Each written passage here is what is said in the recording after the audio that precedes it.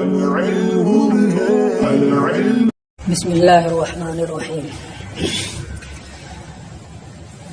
وبعد معرفت هذه الاقسام قسم خامس یشمل الکل. یہیں سے پڑھنا ہے نا. اور ان اقسام کی معرفت کے بعد ایک پانچویں تقسیم ہے. یہ قسم تقسیم کے معنی میں ہے جیسے کہ نیچے ابھی یہ بتائیں گے. جو ان تمام اقسام کو جو گزرے ہیں 20 قسمیں جو گزری ہیں ان سب کو شامل ہے. یعنی بعد معرفت هذه الاقسام العشرین الحاصلۃ من التقسیمات الاربعۃ، یعنی ان 20 قسموں کی معرفت کے بعد جو 4 تقسیم سے حاصل ہوئی ہیں، 4 تقسیمات ہیں اور ان کے ذریعے سے 20 اقسام بنی ہیں. تو ان 20 اقسام کی معرفت کے بعد جو 4 تقسیم کے ذریعے سے حاصل ہوئی ہیں تقسیم خامس، پانچویں تقسیم ہے یشمل کل من العشرین، اور یہ پانچویں تقسیم ان 20 میں سے ہر ایک کو شامل ہے.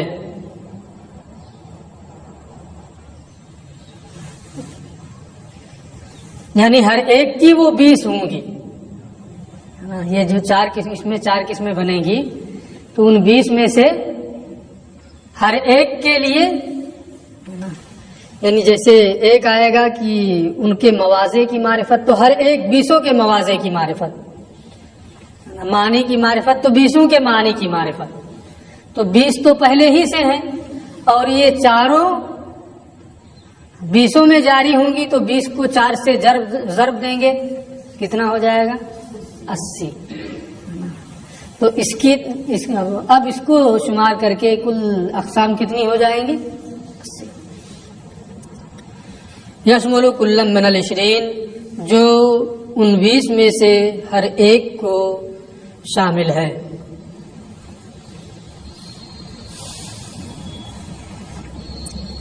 وہ اربعۃ، اس تقسیم کے تحت بھی 4 قسمیں ہیں. نمبر 1 معرفت و مواضعها و معانیها و ترتیبها و احکامها. ان اقسام مذکورہ، اقسام سابقہ کے مواضع کی معرفت. کیا مطلب مواضع کا؟ یہ بتائیں گے. ایسے ہی ان کے معانی کی معرفت، ان کی ترتیب کی معرفت، ان کے احکام کی معرفت. یعنی حادث تقسیم اربعۃ اقسام ایضاً، یعنی اس 5ویں تقسیم کی بھی 4 قسمیں ہیں. نمبر 1 معرفت و مواضعها، ان سابقہ اقسام کے مواضع کی معرفت. کیا مراد ہے ان کے مواضع کی معرفت سے؟ اے ماخذ و اشتقاق هذه الاقسام، یعنی ان اقسام مذکورہ کے ماخذ اشتقاق کا جاننا. مشتق منہ ان کا کیا ہے اسے جاننا. تو 20 قسم جو اس سے پہلے مذکور ہوئی ہیں ان کے ماخذ اشتقاق یعنی مشتق منہ کی معرفت ہر ایک کی، خاص خصوص سے، عام عموم سے، مشترک اشتراک سے الی آخری ہے نا. اسی طرح سے آپ باقی کو بھی سمجھ لیں. اس کے مواضع کی معرفت جو گزشتہ اقسام ہیں، کیا مطلب ہے اس کا؟ اے ماخذ و اشتقاق هذه الاقسام، یعنی ان اقسام کے ماخذ اشتقاق سے مراد مشتق منہ کی معرفت. وہ ہوا، اور وہ یہ ہے مثال کے طور پہ انا لفظ الخاص سے مشتق من الخصوص، کہ خاص کا لفظ اس کا مشتق منہ کیا ہے؟ خصوص ہے نا.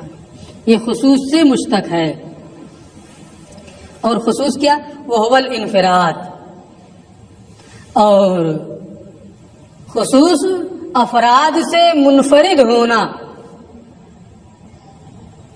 منفرد ہونا، ایک ہونا، تنہا ہونا. خارج میں اس کے لیے افراد ہیں یا نہیں ہے اس سے قطع نظر کرتے ہوئے ہے نا. منفرد، تنہا اور ایک ہونا. افراد سے منفرد ہونا، یہ تو معنی بتایا. وَأَنَّ الْعَامَ، اور وہ یہ ہے، ایک مثال دے دی، پھر دوسری مثال. اور یہ کہ عام یہ مشتق عموم سے مشتق ہے، یعنی عام کا مشتق منہ کیا ہے؟ عموم. یہ عام کے موضع عام کی معرفت ہوئی.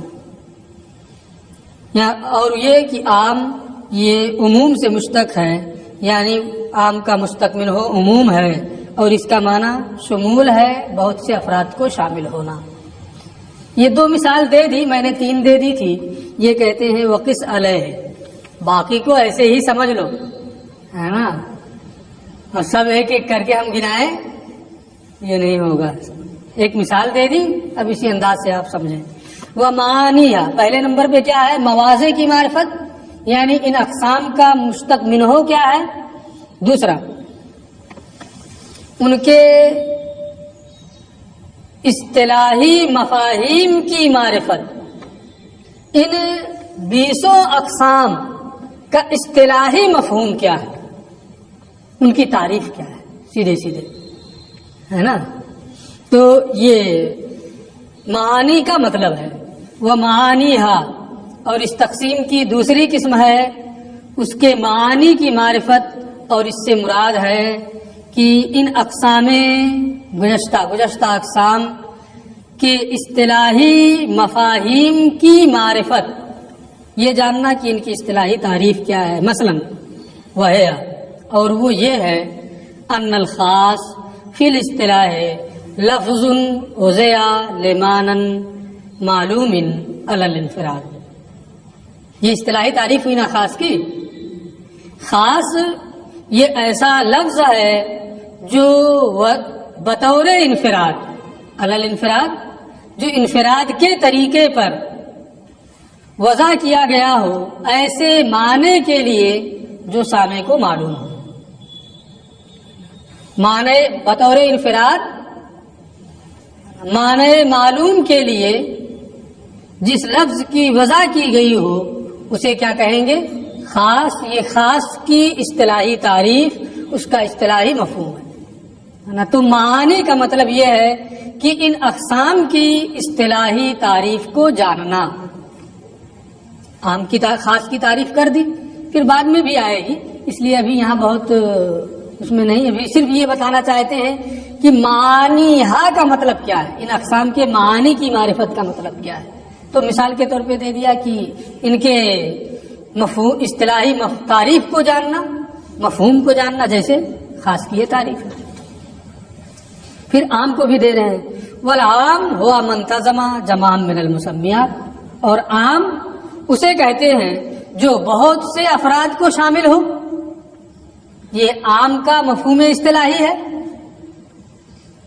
وقس علیہ البواقی، یہ نہیں لکھا ہے یہاں، لیکن 2 ہی ذکر کیا ہے. اس کا مطلب سیدھے سیدھے یہ ہوا کہ باقی کو اسی پر قیاس کریں. پھر نمبر 3 پہ اس تقسیم میں وہ ترتیب ہے، سابقہ اقسام کی ترتیب کی معرفت. کیا مطلب ترتیب کی معرفت کا؟ اے معرفت ان ایہا یقدم عند التعارض یعنی یہ سمجھنا کہ تعارض کے وقت کس کو مقدم کیا جائے گا، جب تک تعارض نہ ہو اقسام میں، ہے نا، تب تک تو کوئی بات نہیں ہے۔ لیکن جہاں تعارض ہو جائے تو کسے مقدم کریں گے، کس کے مطابق پہلے عمل کریں گے، کس کے بعد، کس کے بعد، ہے نا، تعارض کے وقت دشواری ہوگی۔ اس لیے کہہ رہے ہیں ترتیب کا معنی یہ ہے کہ یہ جانا جائے کہ تعارض جب ہوگا تو کس کو مقدم کیا جائے گا۔ مثال کے طور پہ اذا تعارض النص والظاہر، نص، ظاہر، مفسر، محکم پڑھ چکے ہیں، کہیں نص اور ظاہر میں تعارض ہو جائے تو اب کیا کریں گے، کس کے مطابق عمل کریں گے، کس کو مقدم کریں گے؟ اس کو یہ کہہ رہے ہیں مثال کے طور پہ اذا تعارض النص والظاہر یقدم النص علی الظاہر، جب نص اور ظاہر میں تعارض ہو جائے تو نص کو ظاہر پر مقدم کیا جائے گا، ہے نا۔ یہ ایک مثال دے دی بس، اسی طریقے سے باقی میں بھی ہے، تفصیلات آئیں گی کہ جب تعارض ہو جائے تو کس کو مقدم کریں گے۔ یہ مطلب ہے ترتیب کا کہ ان کی ترتیب کیا ہے، تعارض کے وقت کس کو مقدم کیا جائے گا۔ وَأَحْكَامِهَا، چوتھے نمبر پہ کیا تھا، ان اقسام کے احکام کا جاننا۔ کیا مطلب ان اقسام کے احکام کا جاننا؟ یعنی کس کا حکم کیا ہے، خاص کا حکم کیا ہے، عام کا حکم کیا ہے، مشترک کا حکم کیا ہے، مؤول کا حکم کیا ہے، الی آخرہ۔ یعنی یہ جاننا ان ایہا قطعی، کون ان میں سے قطعی ہے، کون ظنی ہے، کس میں توقف کرنا واجب ہے، کس میں، جیسے متشابہ کے بارے میں پڑھے ہوں گے آپ، وہ واجب التوقف ہے نا۔ تو کون قطعی ہے، کون ظنی ہے، کس میں توقف کرنا واجب ہے، یہ جاننا۔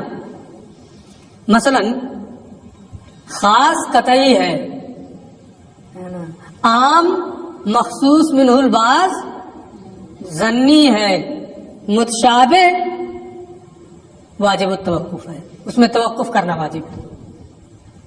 تو یہ احکام کی، ان اقسام کے احکام کی معرفت کا مطلب ہے۔ یہ ہر ایک کا مطلب سمجھا دیے، اور میں سمجھتا ہوں آپ سمجھ بھی گئے ہوں گے، اتنی تفصیل کے بعد بھی اگر نہ سمجھیں تو بہت دشواری ہوگی۔ اب ہر ایک میں یہ صورتیں ہوں گی کہ ہر ایک کے مواضع، معانی، ترتیب، احکام کو جانا جائے، ہر ایک میں ہوگا۔ اسی لیے یہ کہتے ہیں، جو میں پہلے بھی بتا چکا ہوں، فَإِذَا ضُرِبَتْ هَذِهِ الْأَقْسَامُ فِي الْعِشْرِينَ، تو جب ان اقسام اربعہ کو 20 میں ضرب دیں گے، تَصِيرُ الْأَقْسَامُ 80، تو کل قسمیں کتنی ہو جائیں گی، 80۔ وَالتَّقْسِيمَاتُ 5، اور تقسیمات کتنی ہو جائیں گی، 5۔ کہا کیا تھا انہوں نے، کتاب کی تقسیم 4 ہے، ہو کتنی گئی، 5۔ حصر باطل ہو گیا کہ نہیں، حصر باطل ہو گیا نا۔ یہ کہتے ہیں کچھ نہیں باطل ہوا ہے نا، کیوں نہیں باطل ہوا ہے، وَهَذَا التَّقْسِيمُ الْخَامِسُ، یہ وہی جواب ہے کہ آپ یہ کہیں گے 5 ہو گئی، یہ کہیں گے کچھ نہیں ہوا، نہیں 5 ہو رہی ہے، کیوں نہیں ہو رہی ہے، اسی وَهَذَا التَّقْسِيمُ الْخَامِسُ، وَهَذَا التَّقْسِيمُ الْخَامِسُ، اور یہ 5ویں تقسیم، لَيْسَ فِي الْوَاقِعِ تَقْسِيمًا لِلْقُرْآنِ، یہ 5ویں تقسیم قرآن کی تقسیم حقیقت میں نہیں ہے، یہ حقیقت میں باقی 4 جو تھی وہ کتاب کی تقسیم ہے، قرآن کی تقسیم ہے، لیکن یہ 5ویں تقسیم حقیقت میں قرآن کی تقسیم نہیں ہے، بلکہ کتاب کی تقسیم کے جو اسما ہیں ان اسما کی تقسیم ہے نا۔ اسما ہی کے بارے میں تو ہوا ہے کہ خاص نام ہے تو اس کا مستقبل ہو کیا ہے، اس کا مفہوم اصطلاحی کیا ہے، اس کی ترتیب کیا ہے، اس کے احکام کیا ہیں، یہ اسامی قرآن کی تقسیم ہے یہ کتاب اور قرآن کی تقسیم نہیں ہے، اس لیے یہاں یہ نہیں کہہ سکتے ہیں کہ تقسیم تو 5 ہو گئی اور حصر باطل ہو گیا. کتاب کی نہیں بلکہ اسامی کتاب کی یہ تقسیم ہے. دیکھیں یہ 5ویں تقسیم نہیں ہے، یہ 5ویں تقسیم ہے نا، حقیقت میں قرآن اور کتاب کی تقسیم نہیں ہے، بل تقسیم لاسامی اقسام القرآن، بلکہ اقسام قرآن کے اسماء کی تقسیم ہے. جو قرآن کے اقسام ہیں خاص وغیرہ، ان کے اسماء جو ہیں ان کی تقسیم ہے. وہ موقوف علیہ لتحققھا، اور یہ ان اسماء کے تحقق کا موقوف کے پائے جانے کا موقوف علیہ ہے. وہ موقوف علیہ لتحققھا، اور ان اسماء کے پائے جانے کے لیے، متحقق ہونے کے لیے، قرآن کے اقسام کے پائے جانے اور متحقق ہونے کے لیے یہ موقوف علیہ ہے کہ خاص ہے. تو اس کا کیوں خاص نام رکھا گیا ہے، مستقبل ہو کیا ہے، مفہوم اصطلاحی کیا ہے، یہ تمام چیزیں. ولہذا یہ کہتے ہیں چونکہ یہ کتاب کی تقسیم نہیں ہے، ایک تو یہ کہ یہ اسامی قرآن کی تقسیم ہے، قرآن کی تقسیم نہیں. دوسری بات یہ کہتے ہیں کہ ایک علامت اس کی یہ بھی ہے کہ یہ کتاب کی تقسیم نہیں ہے کہ جمہور نے 5ویں تقسیم کو ذکر ہی نہیں کیا ہے کہ کوئی 5ویں تقسیم بھی ہے. یہ امام فخر الاسلام بزدوی کی ایجاد ہے، سب سے پہلے انہوں نے بیان کیا ہے، انہی کی اتباع میں مصنف نے بھی بیان کر دیا. ولہذا یہی وجہ ہے کہ یہ کتاب کی تقسیم نہیں ہے، اسی وجہ سے جمہور نے اس کو ذکر نہیں کیا ہے. وَإِنَّمَا هُوَ اختراع فخر الاسلام، یہ امام فخر الاسلام بزدوی کی ایجاد ہے، انہوں نے 5ویں تقسیم بھی ذکر کی. وَتَبِعَهُ الْمُصَنِّف، اور صاحب منار نے ان کی اتباع کی. پھر یہ کہتے ہیں وَلَكِنَّ فخر الاسلام، لیکن امام فخر الاسلام بزدوی لما ذکر هذا التقسیم فی اول الکتاب، جب انہوں نے اپنی کتاب کے شروع میں اس تقسیم کو بیان کیا کہ ایک 5ویں تقسیم بھی ہے جو ان اسامی قرآن میں سے ہر ایک میں جاری ہے، تو سلکا فی آخرہ علی سنتہ، تو پوری کتاب میں آخر تک اپنے اس طریقے پر باقی رہے، اسی طریقے پر چلے. جہاں خاص کا بیان آیا تو وہاں اس کے موضع، معانی، ترتیب، احکام سب کو ذکر کیا، اخیر تک اسی طرح سے انہوں نے کیا. فذکر کل من المواضع والمعانی والترتیب والاحکام فی کل من الاقسام، اور امام فخر الاسلام نے تمام اقسام کے مواضع، معانی، ترتیب اور احکام کو بیان کیا ہے، ذکر کیا. تو یہ تو بہت اچھا کیا انہوں نے کہ شروع میں 5ویں تقسیم کو ذکر کیا تو اخیر وقت تک اسے نبھایا بھی. لیکن صاحب منار کہتے ذکر تو کر دیا لیکن نبھایا نہیں. کیا ہے وہ المصنف، اور صاحب منار جو مصنف ہیں انہوں نے انما ذکر المعانی والاحکام فقط، یہاں تو ذکر کر دیا کہ 5ویں تقسیم ہے، لیکن صرف آگے چل کر کے معانی اور احکام کو ذکر کیا ہے. کس کو ذکر کیا ہے؟ صرف معانی اور احکام کو صرف ذکر کیا ہے، مواضع کو تو بالکل ہاتھ نہیں لگایا ہے نا. ولم یذکر المواضع اصلا، مواضع کو بالکل نہیں ذکر کیا، ترتیب کو کہیں کہیں ذکر کیا ہے. تو یہ دونوں میں فرق ہے امام فخر الاسلام بزدوی میں اور اس کتاب میں. بات پوری ہو گئی. اب یہاں سے یہ دوسری چیز شروع کر رہے ہیں. ثم لما فرغ المصنف عن بیان اجمالی تقسیم، پھر مصنف جب اجمالی تقسیم کے بیان سے فارغ ہو گئے، 20 قسمیں آپ کو معلوم ہو گئی، ایک 5ویں قسم بھی معلوم ہو گئی جس سے 80 قسمیں کل بن جا رہی ہیں نا. تو یہ سب جب آپ کو معلوم ہو گیا اجمالی طور پر، تو یہاں سے شرح فی بیانی تفاصیل الاقسام، تو ان اقسام کی تفصیل کو بیان کرنا شروع کیا. فقال، اور فرمایا، اما الخاص فکل لفظ وضع لمعنى معلوم علی الانفراد، خاص ہر وہ لفظ ہے جو بطور انفراد معنی معلوم کے لیے وضع کیا گیا ہو، ایسے معنی کے لیے وضع کیا گیا ہو جو سامع کو معلوم ہو.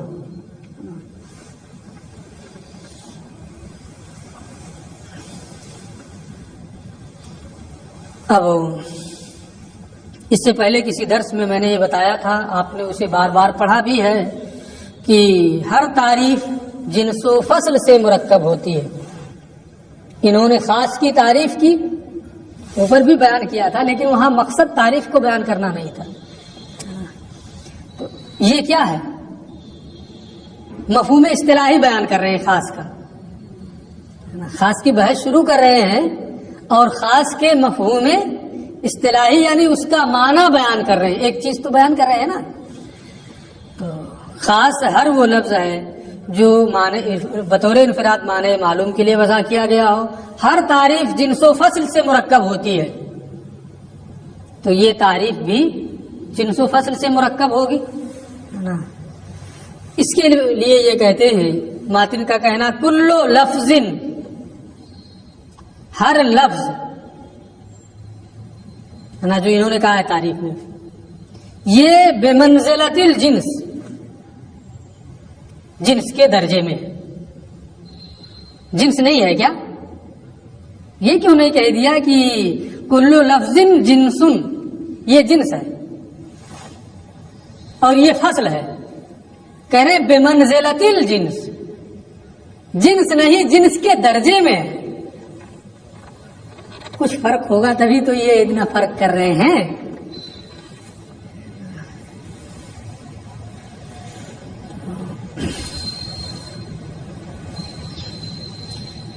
بہرحال تو یہ کہتے ہیں کہ ماتن کا کہنا کل لفظ یہ جنس کے درجے میں ہے، چونکہ خاص عام وغیرہ یہ ماہیات اعتباریہ، ایک ہوتا ہے نفس الامری ماہیت، اس میں جنس حقیقت کے طور پہ ہے نا. وہاں کہا جائے گا تعریف میں جب کوئی لفظ ہوگا تو کہا جائے گا یہ جنس ہے. اور جو چیز اعتباری ہو نا، نفس الامری اور حقیقی ماہیت نہ ہو، تو وہاں ڈائریکٹ جنس کہیں گے نہیں، منزلہ جنس کہیں گے، کیونکہ وہ نفس الامری ماہیت نہیں ہے نا. تو خاص وغیرہ یہ کیا ہے؟ ماہیت اعتباریہ ہے، ماہیت حقیقیہ. نفس الامری ماہیت حقیقی ماہیت نہیں ہے، اس وجہ سے یہاں بے منزلتیں کہہ رہے ہیں. بہرحال تو میں سوچا تھا بتائیں گے نہیں، لیکن فقولو، تو ان کا یہ کہنا ہے کہ کلو لفظ یہ جنس کے درجے میں ہے. لفظ تو محمل بھی ہے، ما یتلفظ بہ الانسان، لفظ کیا نام ہے موضوع جو ہے وہ بھی لفظ ہے، یہ سب کو شامل ہے. کلو لفظ یہ سب کو شامل ہے، موضوع کو بھی، محمل کو بھی، بے معنی کو بھی، معنی دار کو بھی. یہ جنس کے درجے میں ہے. لکل الفاظ، تمام الفاظ کے لیے، چاہے وہ موضوع ہو یا محمل ہو. والباقی کالفصل، والباقی فصل نہیں کہا، وہاں منزلہ بڑھا دیا، یہاں کا بڑھا دیا. اور باقی فصل کی طرح ہے نا. وجہ وہی ہے جو میں اس سے پہلے بتا چکا ہوں. فقولو، اور تو اب باقی فصل ہے تو کون فصل ہے اور اس سے کیا خارج ہو رہا ہے اس کی تفصیل. فقولو، اور ماتن کا یہ کہنا، اوزیا لمانن، جو کسی معنی کے لیے موضوع ہو. محمل خارج ہو گیا کہ نہیں؟ وہ معنی دار لفظ نہیں ہوتا ہے محمل، اس لیے اوزیا لمانن کی قید کے ذریعے سے اس فصل سے محمل کا لفظ خارج ہو گیا. اوزیا لمانن یخرج المحمل، یہ اس سے محمل کیا ہوتا ہے؟ خارج ہو جا رہا ہے، اس لیے کہ وہ بے معنی لفظ ہے. وقولہ، اور ایک بات یہ انہوں نے اپنی تعریف میں ایک لفظ یہ کہا معلوم،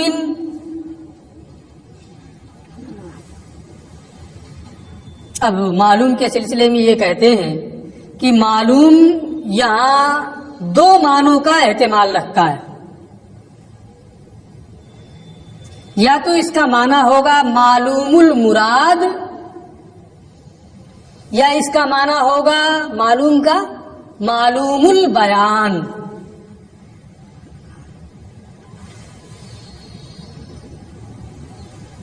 تو دو صورتیں ہوئی، یا تو معلوم المراد جس کی مراد معلوم ہو، اور معلوم البیان جس کی مراد واضح ہو، ہے نا. تو مراد معلوم ہونا اور مراد واضح ہونا اس میں فرق ہوتا ہے. جیسے مشترک کا لفظ ہے،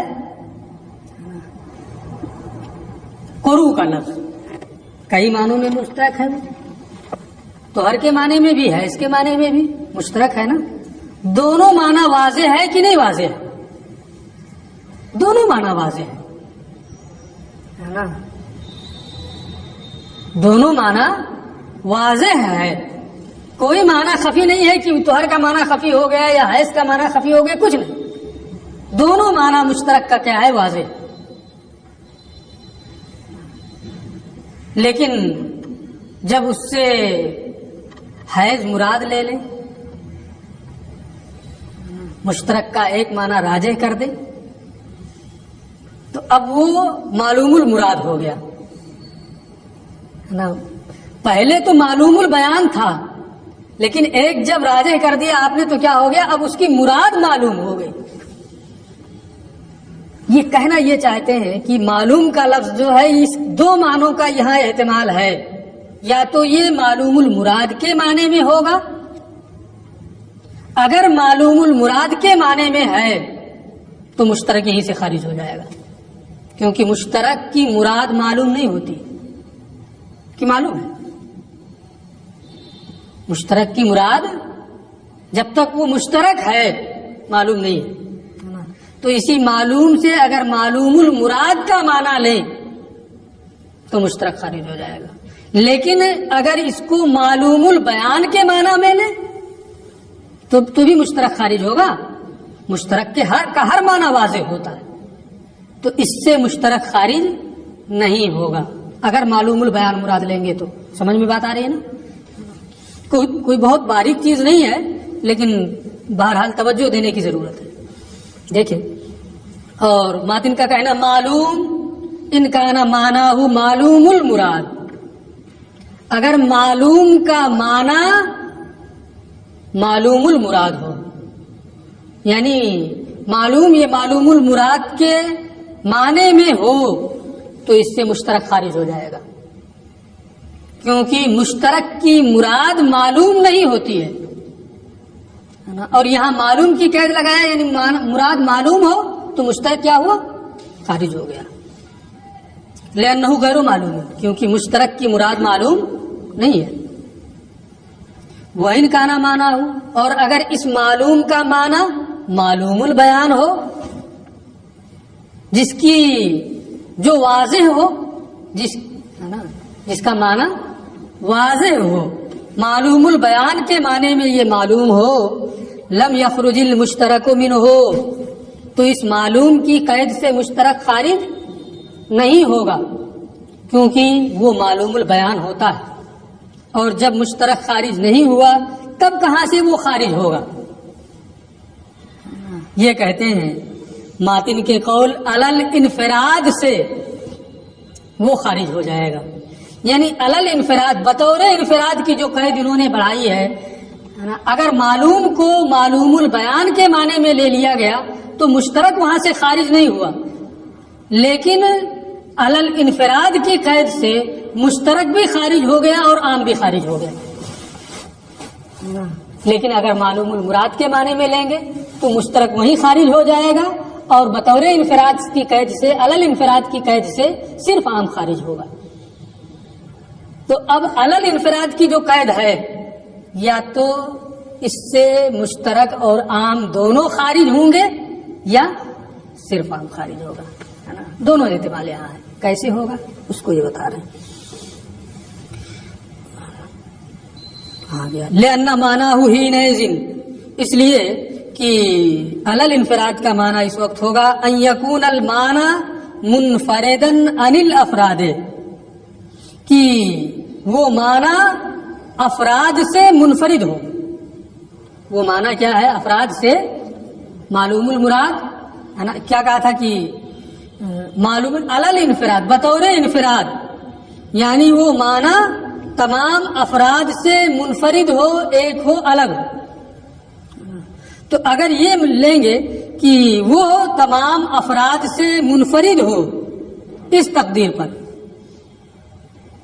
مشترک خارج ہو جائے گا، کیونکہ اس میں بہت سے افراد ہوتے ہیں. افراد سے منفرد نہیں ہوتا ہے، کئی افراد ہوتے ہیں نا مشترک میں، افراد سے وہ منفرد نہیں، اس لیے مشترک یہاں سے خارج ہو جائے گا.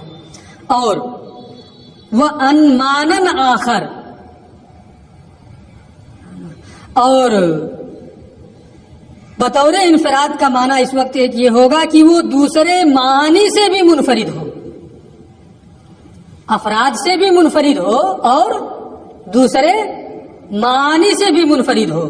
فیخرج عنہ المشترک والعام، تو افراد سے منفرد ہونے کی عام کے افراد سے منفرد ہونے کی بنیاد پر اس سے مشترک خارج ہو جائے گا، اور معنی سے منفرد ہونے کی بنیاد پر عام خارج ہو جائے گا.